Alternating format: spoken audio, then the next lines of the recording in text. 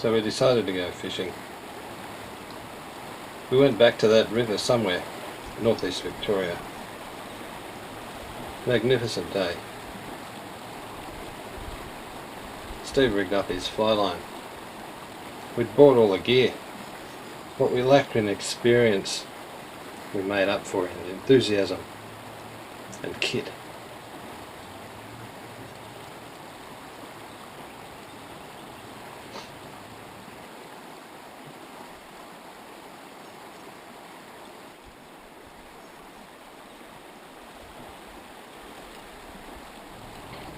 Steve thought we were playing a round of golf, but I assured him there were no greens. He put the putter away. I also learned that it's important when wearing top-soled shoes to stay on the track, unless you get a sore bum.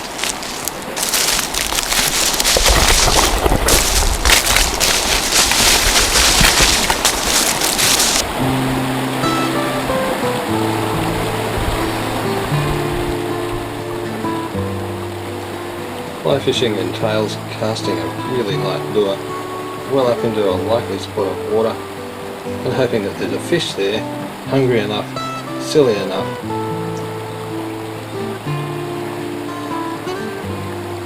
to take advantage of it. It might look like we're just randomly flicking this heavy line around in the air, making it look pretty in the sunshine, but in fact all we're doing is flicking it around in the air to make it look pretty in the sunshine.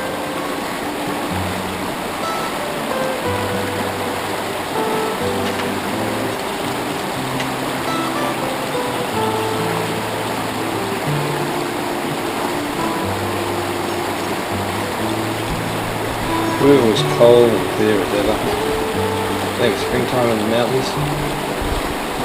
Even though there was no snow, it certainly felt like it should have been.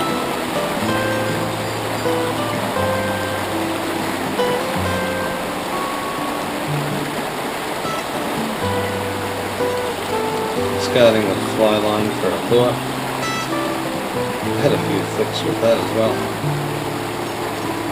It seemed the warning we were given from the expert was right. There were no fish in this river at this time. We were just too early.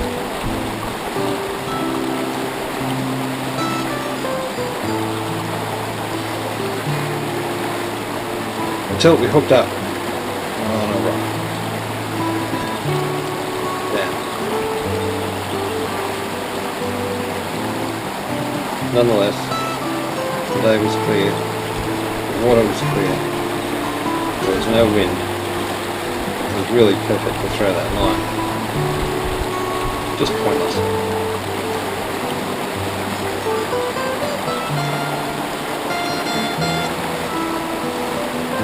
Steve tried forecasting, he tried backcasting, all to no avail.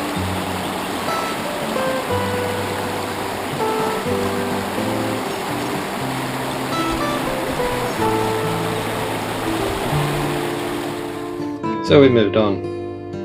We took plan B. We headed back up the mountain, over the pass, and down into another valley. One that we'd fished previously several years before. We discarded the fly line and chucked a few suckers.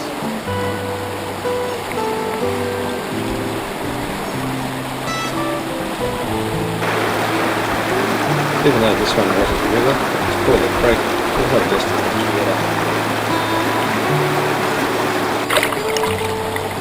And at last, not real big, not real feisty, but it was a trout.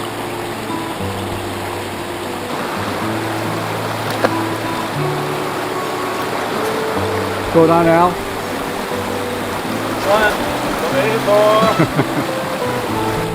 And more than one.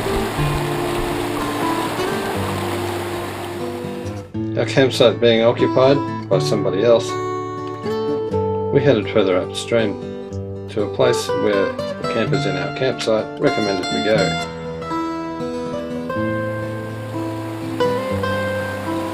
Morning, Al. There you go, mate. Yeah, had a good night's sleep? Good night, Clay. Yeah. Sort of. Sort of. I didn't. I'll point out that we're in a separate tent. That's right. Yeah, they're still too close together, I think. Just beside the same creek, just further upstream. The water was still cold, it was still clear, and it looked great. Steve, back on the fly.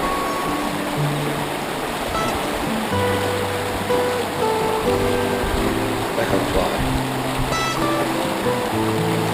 I stayed with the seltzer. The first hook up, the tree. The lure came off, and sadly, wrapped around the rod a few hundred times.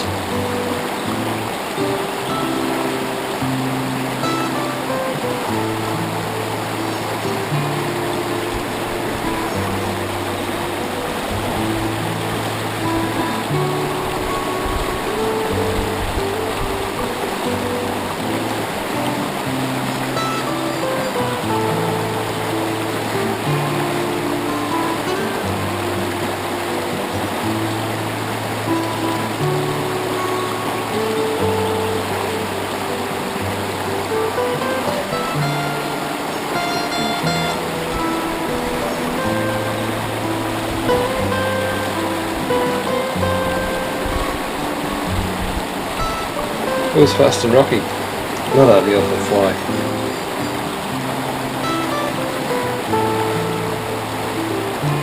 The light was good though.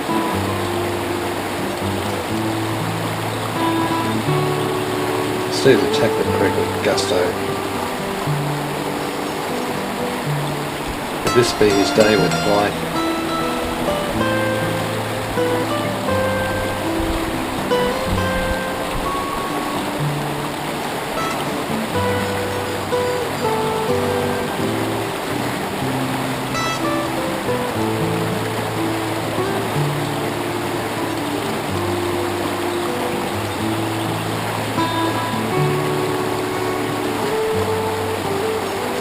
I occupied my time with breathtaking shots of the scenery.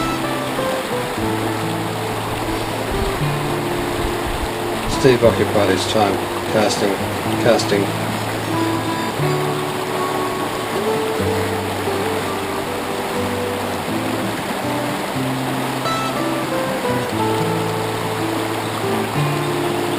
And removing the odd snag.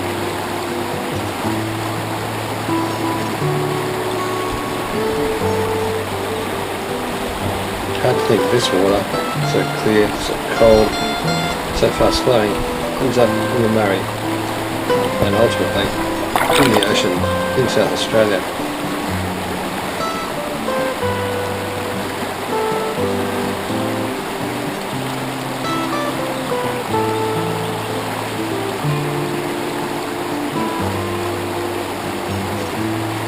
Steve had a pink indicator in his line.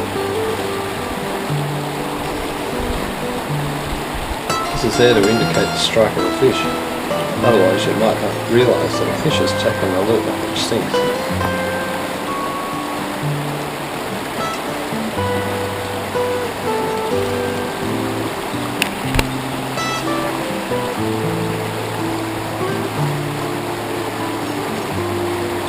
Giving up on the scenery, had a few casts with the Celta. Should have stayed with the scenery.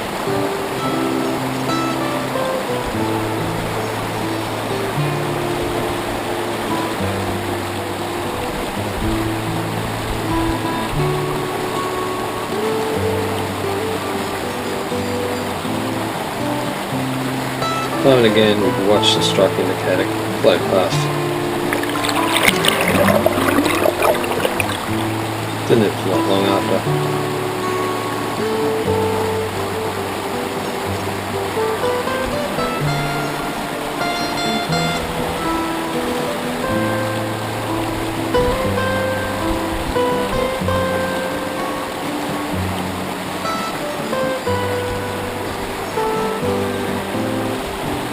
What's this? That's a fish. Right.